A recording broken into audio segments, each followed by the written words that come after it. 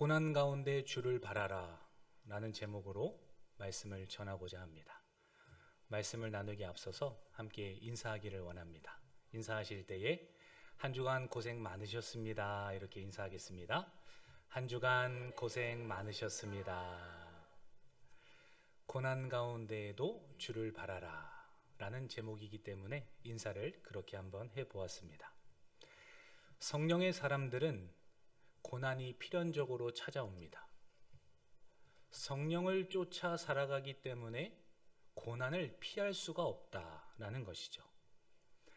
예수를 따른다는 삶이 세상과는 다른 길이기 때문에 세상으로부터 조롱을 받기도 하고 손가락질을 당하기도 하지 않습니까?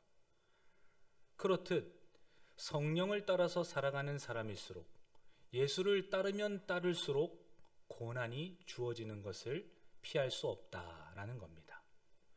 왜 예수님을 믿으면 고난이 따릅니까? 고난과 함께 영광을 얻기 위하여서 우리가 함께 그 길을 걸어가는 것이 아닙니까?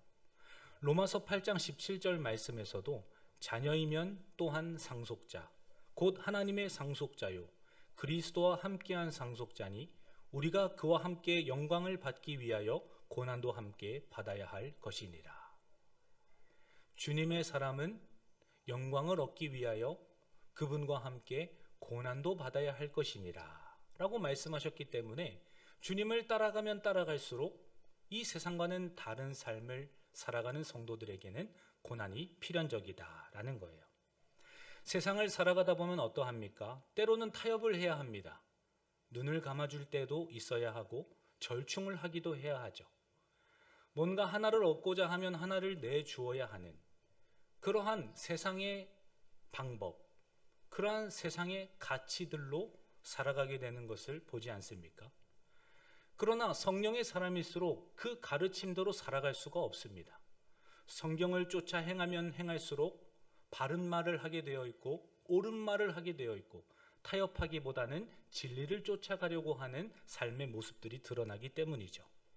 하나님과 가까워지면 가까워질수록 세상과는 멀어지는 본인을 발견하게 됩니다. 그러므로 성령의 사람일수록 고난 가운데 살아갈 수밖에 없다라는 것이죠. 그래서 그런지 몰라도 우리는 이러한 부분들이 힘들어서 하나님을 더 멀리하는지도 모릅니다. 세상 속에서 광야 같은 인생을 살아가다 보면 때로는 눈 감아주고 싶기도 하고 이해를 받아야 하기도 하고 또 절충도 해야 하는 그러한 순간들을 만나지 않습니까? 그러한 순간들을 살아가려면 하나님과 가까이 하면 가까이 할수록 내 양심에 불편함이 있고 내 신앙에 뭔가 오염이 끼는 듯한 그러한 불편함이 있기 때문에 우리는 그렇게 하나님을 멀리하면서 살아가기도 한다라는 거예요. 그러나 어떠합니까? 하나님과 가까이 하면 가까이 할수록 하늘의 기쁨을 누리게 하시는 주님이 계시다는 것을 깨닫게 하시죠. 세상과 타협하지 않았던 성령의 사람이 하늘의 신령한 복과 은혜들을 얻는 것을 하나님께서 경험하게 하시지 않습니까? 그러므로 사랑하는 성도 여러분, 오늘 말씀을 대하실 때에 고난을 피할 수 없다면, 그것이 성도의 정체성이라면 그리스도와 함께 영광도 얻을 것이라. 이러한 믿음의 결단으로 하나님 앞에 나아가시는 우리 성도님들 되시기를 주님의 이름으로 간절히 축원합니다. 54절 말씀 우리 한 번 더 읽겠습니다. 그들이 이 말을 듣고 마음에 찔려 그를 향하여 이를 갈거늘. 스데반이 성령에 충만하여서 그 공회에 있는 사람들을 향하여서 너희들의 조상이 어떠한 죄악들을 저질렀는지, 이스라엘이 아브라함부터 시작하여서 모세와 출애굽 이후의 광야 생활을 통해서 얼마나 불순종의 역사를 많이 일으켰는지 그러한 것들을 고발하고 폭로하는 것이 7장에 관한 내용입니다. 지도자들이 하나님의 종들을 거절했음을 선포하고 그들이 옛적부터 하나님과 반대되고 불순종하며 살았던 삶을 폭로하지 않습니까? 그러자 마지막에 와서는 하나님의 아들이신 예수 그리스도를 너희가 십자가에 못 박았다. 그러한 진리의 말씀을 성령의 충만함 가운데 밝히자 이 사람들이 마음의 찔림을 얻습니다. 그 마음의 찔림을 얻음과 동시에 어떻게 합니까? 회개를 하는 것이 아니라 도리어 이를 갈면서 분노하고 스데반 집사님을 미워하는 것을 보게 됩니다. 듣고 마음에 찔려 그를 향하여 이를 갈거늘. 54절에서 말씀하시죠. 스데반의 설교는 성령의 감동으로 인한 것이었고 그 죄악들을 폭로하는 것이었습니다. 그 공회에 있던 많은 사람들은 마음의 찔림을 받았으나 회개하지 않고 분노로 응답하는 것을 보지 않습니까? 하나님의 말씀은 살아있죠. 운동력이 있습니다. 바른 말, 옳은 말을 하는 성도들을 통하여서 하나님의 말씀은 이 세상 가운데 선포되고 교회 내에서도 가정에서도 들려지지 않습니까? 히브리서 4장 12절입니다. 하나님의 말씀은 살아있고 활력이 있어 좌우의 날선 어떤 검보다도 예리하여 혼과 영과 및 관절과 골수를 찔러 쪼개기까지 하며 또 마음의 생각과 뜻을 판단하나니.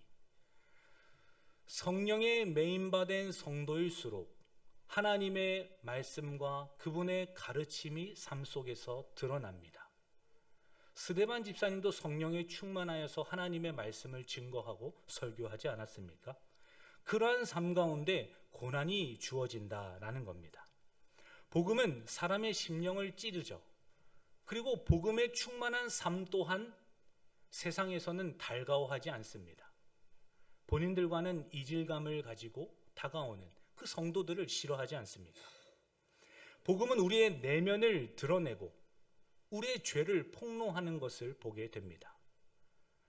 뭘 하나 하려고 해도 옆에 믿음의 성도가 있으면, 크리스찬이 있으면 말하는 것도 조심하게 되죠. 그 가운데 사회생활을 하면서 믿음의 사람이고 믿음이 좋은 사람일수록 주변에 사람들이 없습니다. 말도 함부로 할 수 없죠. 뭔가 행동도 편안하게 하지 못하죠. 그러자 믿음의 사람들은 오히려 혼자 고립되는 그런 어려움 또한 겪지 않습니까? 말과 행동을 통하여서 바른 삶, 바른 가치들이 드러나기 때문입니다. 그러한 성도들과 그런 하나님의 말씀 앞에서 두 가지의 반응을 할 뿐이죠. 그 말과 행동을 보고 듣고 난 다음에 회개를 하거나 또는 반항을 하거나 둘 중에 하나일 뿐입니다. 사도행전 2장 37절 말씀에서도 사도 베드로가 설교합니다. 오순절에 설교를 할 때에 사람들이 어떻게 반응합니까? 2장 37절 말씀입니다. 그들이 이 말을 듣고 마음에 찔려 베드로와 다른 사도들에게 물어 이르되 우리가 어찌할꼬 하거늘. 베드로의 설교를 듣고 복음으로 돌이키며 우리가 어떻게 해야 합니까? 라고 물어보는 사람들이 있었고, 스데반 집사님의 설교를 듣고 마음에 찔려서 동일하게 이를 갈면서 죽이고자 하는 마음을 갖는 것을 보게 됩니다. 왜 복음을 들으면서도 어떤 사람은 분노할까요? 불편하고 그 말씀을 들을 때 죄가 드러나기 때문입니다. 복음은, 하나님의 말씀은 성도들의 마음을 찌르기 때문이죠. 그러나 히브리서 기자가 4장 7절 말씀에서도 오늘 너희가 그의 음성을 듣거든 너희 마음을 강팍하게 하지 말라라고 권면하는 것을 보지 않습니까? 그렇듯 예배 가운데 하나님의 말씀을 듣거나 또 일상생활 가운데에도 하나님의 말씀을 들을 때에 우리가 강팍한 마음으로 반항하며 그 말씀을 대하는 것이 아니라 그 말씀 가운데 단마음으로 그 마음에 새겨야 할 것을 가르쳐주고 있다라는 거예요. 사랑하는 성도 여러분, 말씀을 붙들고 사시다가 우리는 바른 말을 해야 할 때, 옳은 말을 해야 할 때가 찾아옵니다. 그러나 그때 고난을 두려워하지 말고 그리스도를 바라보십시오. 그리고 반대로 바른 말, 옳은 말을 들을 때가 있습니다. 내가 할 때도 있고 들을 때도 있지 않겠습니까? 듣더라도 분노와 반항으로 반응하는 것이 아니라 회개로 이어지는 우리 성도님들 되시기를 주님의 이름으로 간절히 축원합니다. 성도들에게는 고난의 길이 있다라는 거예요.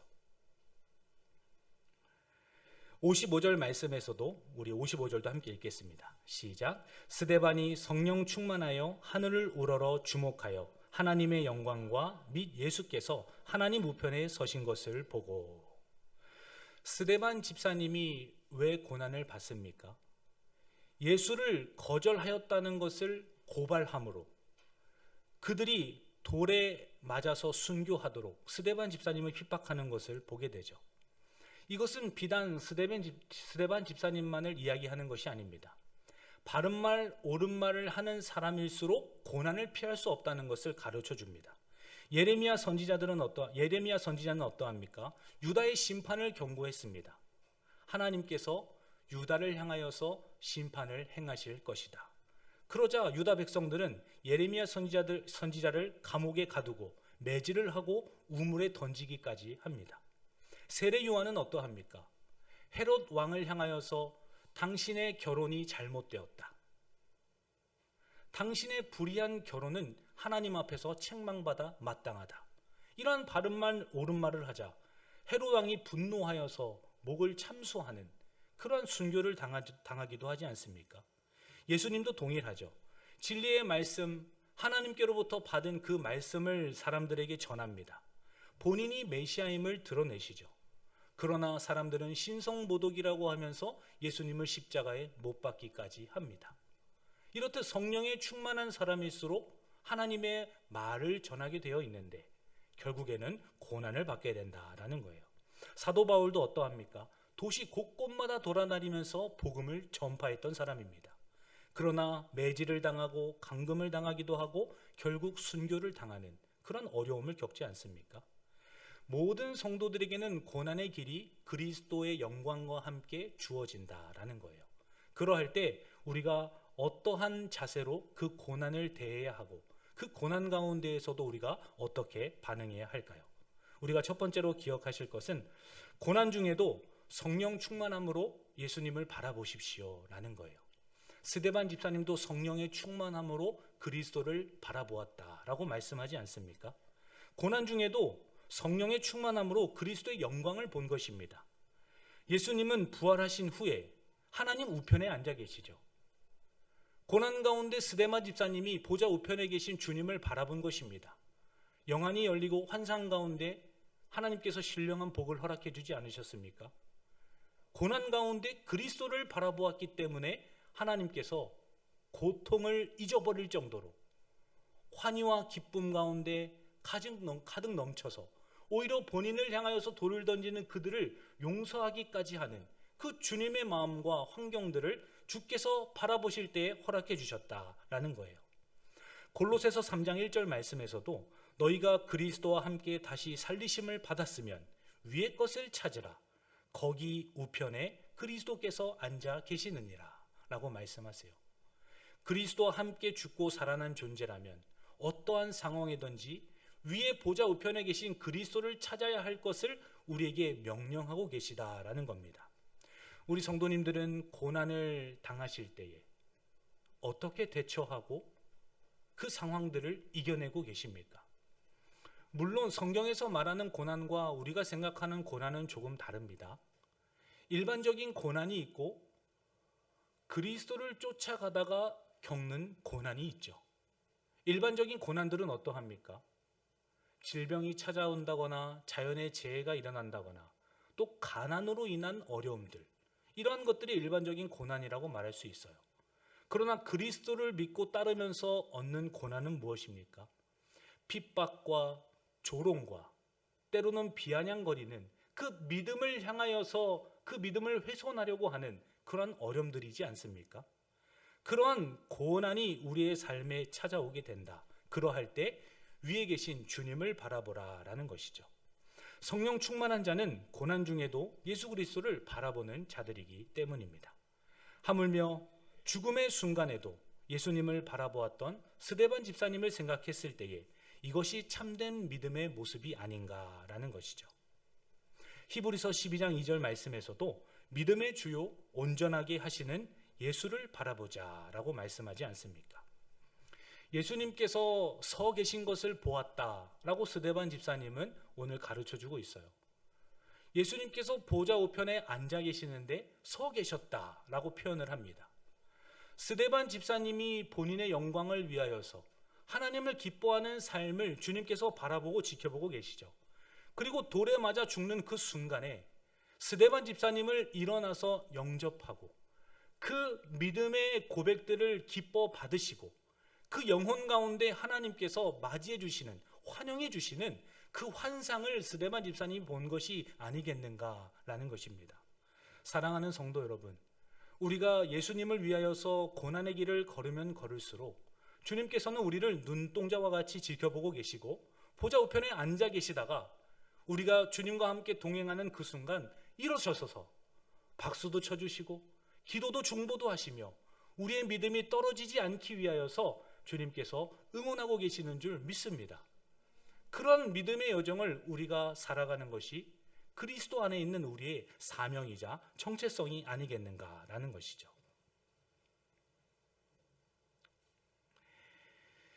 고난 가운데 그리스도를 바라봤던 적이 언제인가 말씀을 준비하면서 곰곰이 생각을 해보았습니다. 한때 소가리를 많이 했던 적이 있더라고요.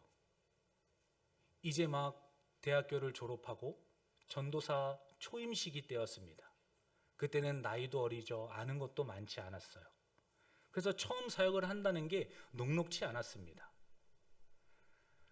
얼마나 많은 분들이 천대하고 하대하고 무시를 하시는지, 그때 어린 나이에 전도사였던 제가 참 많은 상처를 받았던 기억이 있습니다. 그러나 그때 뭐라고 말할 수가 없지 않겠어요? 그냥 꿋꿋이 참아내고 견디고 하나님 앞에 기도할 뿐입니다. 그러한 상황들을 하나님께서 다 아시기 때문에 그런 어려움 속에서도 하나님 앞에 무릎을 꿇고 나아갔습니다. 특별히 성숙하지 못한 직분자분들이 계셨어요.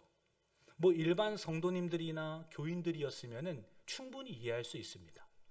근데 목사님이 그렇게 행동을 하시고 또 장로님이 그렇게 행동을 하시고 우리 권사님들과 안수집사님들이 그렇게 행동을 하시니까 제 마음 가운데 너무 아픔이 찾아오더라고요. 그래도 하나님 앞에 무릎을 꿇고 나아갔던 기억이 있었습니다.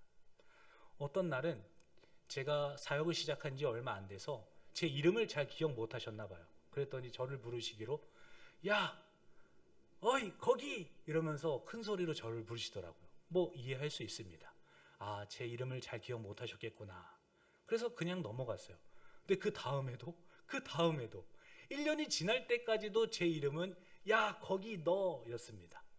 그러한 상황들을 보았을 때 소가리를 할 수밖에 없었는데 결국에는 하나님께서 그 어지러운 상황들을 역전시키는 것을 경험하게 하십니다.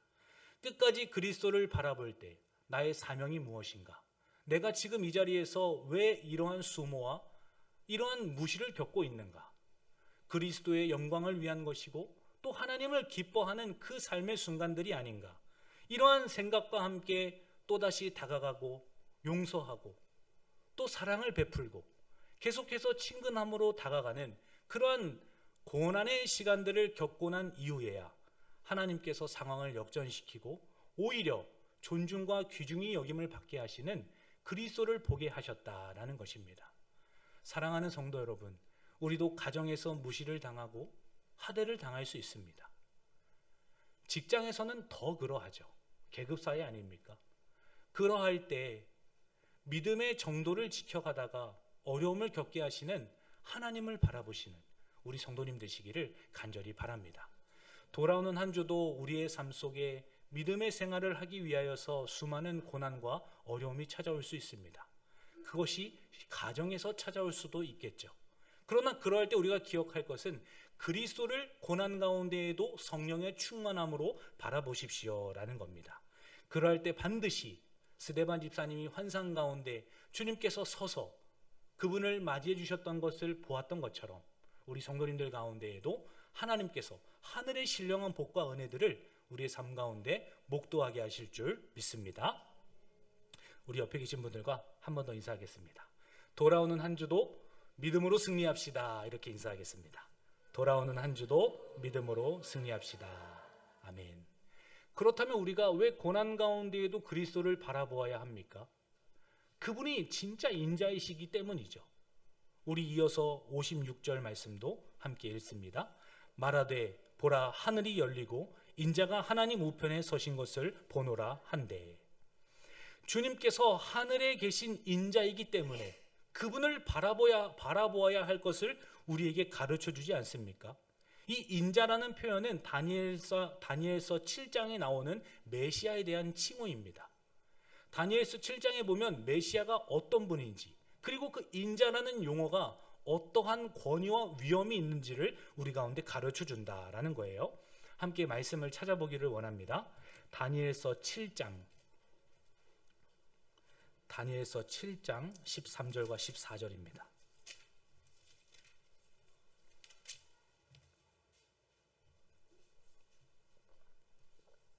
다니엘서 7장 13절과 14절, 구약성경 1244쪽에 있습니다.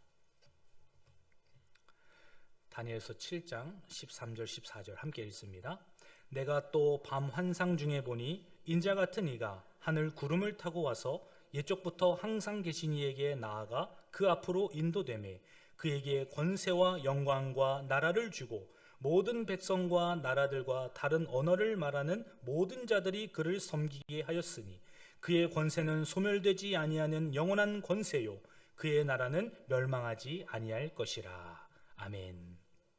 인자 같은 이가 어떠한 위엄과 영광을 가지고 계신 분이십니까? 왕권을 가지고 계시고 심판하는 심판자임을 드러내주고 계시는 거죠.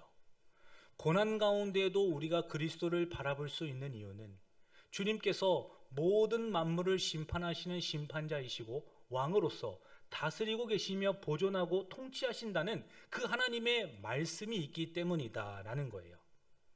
주님께서는 반드시 마지막 날에 그분의 영원한 나라에서 그분의 왕권을 드러내실 것입니다. 그리고 그때 그의 백성들에게는 환희와 기쁨과 영화로운 순간이지만 믿음의 성도들을 핍박하고 조롱하고 힘들게 하고 하나님을 대적했던 그러한 불신자들에게는 하나님의 진노와 하나님의 심판과 영원한 고통 가운데 놓이게 하시는 하나님의 공의가 있다라는 거예요. 그러므로 고난 가운데에도 그리스도를 바라보는 것은 하나님의 말씀에서 그리고 우리의 삶 속에서 실제적인 미래와 현실 속에서도 합당한 주의 가르침이다라는 것이죠. 그럼에도 불구하고 우리 성도들은 여전한 고난 가운데 있습니다. 하늘이 열리고 환상 가운데 스데반 집사님이 그리스도를 보죠. 그러나 그 보는 그 순간에도 고난을 겪는 것을 보지 않습니까? 57절 말씀을 이어서 읽습니다. 그들이 큰 소리를 지르며 귀를 막고 일제히 그에게 달려들어 58절까지요. 성 밖으로 내치고 돌로 칠세 증인들이 옷을 벗어 사울이라 하는 청년의 발 앞에 두니라. 아멘. 이미 스데반 집사님은 환상 가운데 천국의 기쁨을 누리고 계셨어요. 그러나 성도의 기쁨과는 별개로 현실 속에서는 여전히 고난 가운데 돌로 스데반 집사님을 쳐 죽이려고 하는 그런 일들이 벌어지지 않습니까? 이 복음을 거부하는 자들은 진리를 듣기를 거부합니다. 그리고 더 나아가서는 물리적인 영향력을 행사하기까지 하고 또 폭력을 가하는 그러한 어려움도 우리에게 준다라는 것이죠. 무식하면 용감하다는 말이 있습니다.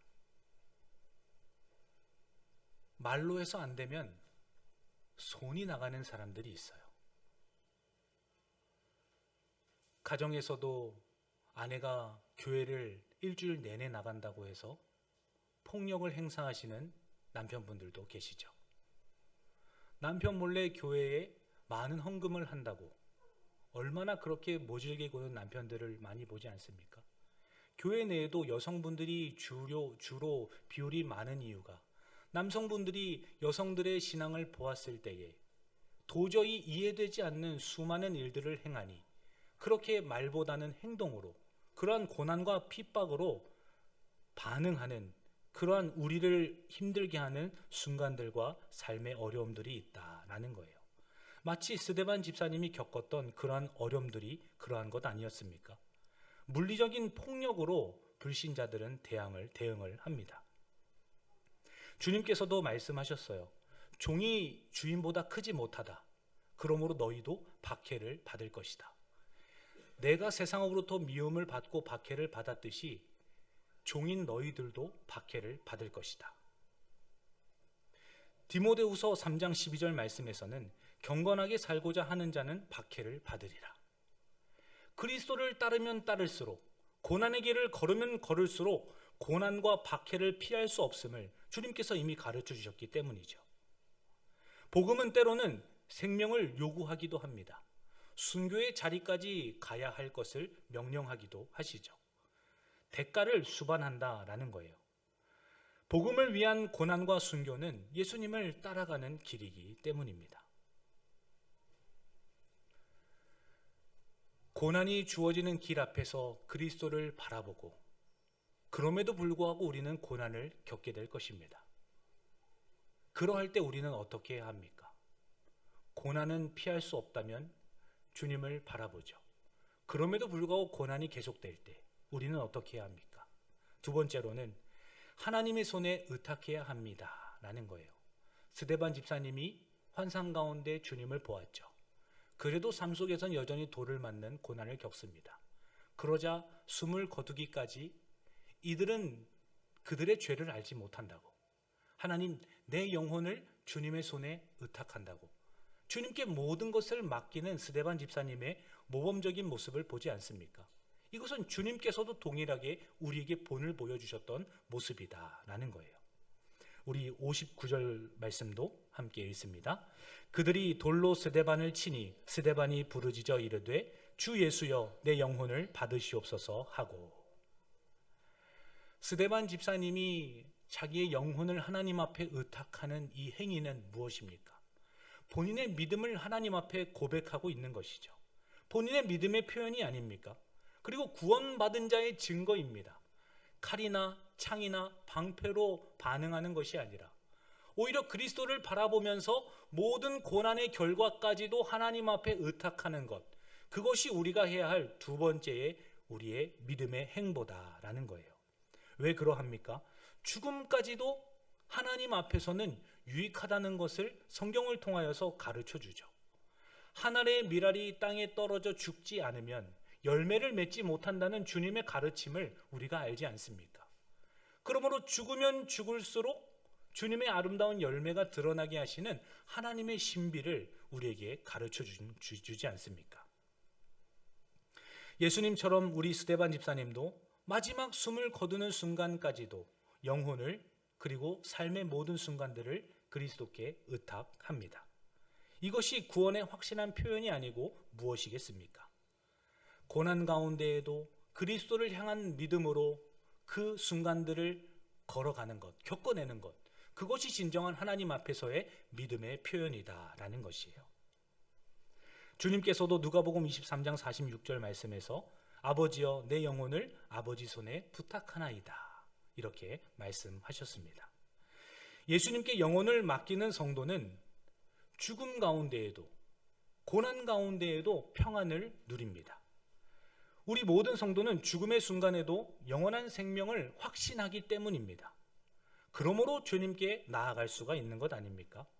빌립보서 1장 21절 말씀에서도 이는 내게 사는 것이 그리스도니 죽는 것도 유익함이라. 내가 그리스도 안에 있음을 확신하기 때문에, 그리스도로 인하여서 내가 살아가기 때문에 고난을 받고 주님의 영광을 위하여서 살아가다가 얻는 이 어려움 또한 주님 앞에서의 유익이다. 그것도 영원한 하나님 나라에 들어가는, 입성하는 하나님의 섭리이다. 이러한 믿음의 고백들을 우리 성도들이 할 수 있다라는 거예요. 우리도 스데반처럼 죽음을 두려워하지 않을 수 있을까요? 아마 여기서 예수 믿는 사람들은 돌에 맞아 죽을 겁니다 라고 핍박하는 자들이 예배 시간에 들어온다면 아마 대다수의 분들은 우리 믿음의 조상들이 신사참배를 했던 것처럼 많은 성도들이 이 예배당을 안전하게 빠져나갈지도 모르겠어요. 그러나 우리가 분명한 것은 그리스도를 신뢰할 때, 그분을 바라볼 때에 죽음조차도 소망 가운데 우리가 맞이할 수 있다라는 거예요. 하물며 죽음까지도 우리가 그렇게 바라볼 수 있다면 가정 속에서 있는 고난, 직장 생활 속에서 다가오는 끊임없는 시험, 그런 어려움들을 우리가 믿음의 눈으로 넉넉히 이겨내야 하지 않겠는가라는 것입니다. 죽음도 두려워하지 않는다면 가정에서 때로는 상대방이 원한다면 미랄이 되십시오. 죽는 겁니다. 당신이 그렇게 원하면 내가 그렇게 할게. 그렇게 요구한다면 내가 그렇게 할게. 그렇게 내가 한 알의 미랄이 땅에 떨어져 죽듯이 내가 가정에서 죽는 겁니다. 직장에서도 불합리하게 나에게 무언가를 요구할 때, 퇴근 시간이 늦어지거나 조출을 해야 한다거나 더 많은 업무가 나에게 주어지거나 더 심한 경우의 수가 우리에게 다가올 때일지라도 내가 그렇게 감당하겠다고. 그리스도인은 내가 감당하지 누가 감당하겠느냐고. 오히려 하나님께서는 지금 보좌 우편에서 일어나셔서 나를 기뻐해 주고 계시다고 믿음의 눈으로 상황들을 바라보고 역전을 해 나아가는 것입니다. 그러할 때 하나님께서 고난 가운데에도 그리스도를 바라보는 성도들 가운데 하늘의 기쁨을 허락해 주실 줄 믿습니다. 주님의 손에 우리가 의탁할 때 얼마나 하나님께서 기뻐하시겠습니까? 이 주님께 의탁한다는 것은 단순히 말로만 하는 것이 아닙니다. 우리 스데반 집사님처럼 용서하는 자리까지, 그들의 죄를 묻지 않는 바로 그 자리까지 나아가야 하는 것을 가르쳐주고 계시죠. 우리 60절 말씀 한 번 더, 60절도 함께 읽습니다. 무릎을 꿇고 크게 불러 이르되 주여 이 죄를 그들에게 돌리지 마옵소서. 이 말을 하고 자니라. 아멘.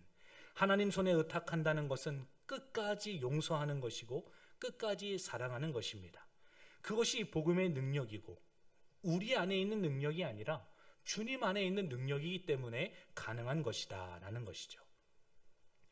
예수님께서도 십자가 위에서 용서하셨던 것처럼 스데반 집사님도 동일하게 용서하는 것을 보게 하십니다. 이것이 복음의 능력이다 라는 거예요. 주님께서도 고백하셨죠. 아버지, 저들을 사하여 주옵소서. 자기들이 하는 것을 알지 못함이니이다. 이렇듯 용서는 복음이라는 것을 잘 표현해주는, 잘 드러내주는 표지와도 같습니다. 그 당사자가 진짜 예수를 믿는 자인가? 이것을 판가름할 때 불신자들은 얼마나 주님의 마음으로 용서를 해주는가, 얼마나 주님의 마음으로 헤아려 주고 있는가, 이것을 바라보면서 복음의 능력을 그들을 향하여서 경험하게 된다라는 거예요. 원수에게조차 주님께서는 사랑하라, 자비를 베풀어야 한다 말씀하셨습니다. 그렇듯 고난 가운데에도 끝까지 하나님 손에 맡김으로 용서할 수 있는 것, 그것은 우리 안에 있는 능력이 아니라 성령의 열매이자 성령의 능력이라는 것이에요. 그러므로 끝까지 사랑하고자 오늘 말씀을 듣고 결단하셨다면, 내가 합리적으로 생각하고 판단해서 그렇게 해야지 라고 사랑하고 용서하는 것이 아니라 정말 주님의 마음으로 그 영혼이 아무것도 몰라서 주님의 가르침을 진짜 깨닫지를 못해서 그렇게밖에 할 수 없음을 인정하고 주님의 마음으로 사랑하시고 오히려 용서를 먼저 이야기해 주시는 우리 광문교회 성도님 되시기를 주님의 이름으로 간절히 축원합니다. 웨스트민스터 대의를 문답 136문답에 보면 제6계명 살인하지 말라라는 것을 강론하면서 이렇게 이야기합니다. 용서와 자비는 이웃에 대한 우리의 의무이다. 이웃을 살인하지 말라라는 것은 용서와 자비의 마음으로 끝까지 다하는 우리의 의무다라는 거예요. 그러므로 돌아오는 한 주 동안 우리의 믿음을 시험하고 고난의 길을 걸어갈 수밖에 없도록 우리를 내모는 상황들과 순간들, 그러한 당사자들을 만나게 될 것입니다. 그러할 때 끝까지 주님을 바라보시면서 결과까지도 주님 손에 의탁하시고 성령의 충만함으로 먼저 용서해 주시는, 마음을 헤아려 주시는 우리 광문교회 성도님 되시기를 주님의 이름으로 간절히 축원합니다. 하나님 아버지, 감사합니다. 오늘 말씀을 통해서 고난을 어떻게 바라보아야 하는지, 그 가운데에도 주님의 가르침이 무엇인지 깨닫게 하시니 감사합니다. 돌아오는 한 주도 고난에 동참하게 하시고 고난에 동참한 성도들 가운데 영광도 함께 주시겠다고 말씀하신 주님의 말씀이 실제가 되는 우리 그러한 삶과 은혜가 충만케 하여 주옵소서. 감사드리며 살아계신 예수님의 이름으로 기도합니다. 아멘.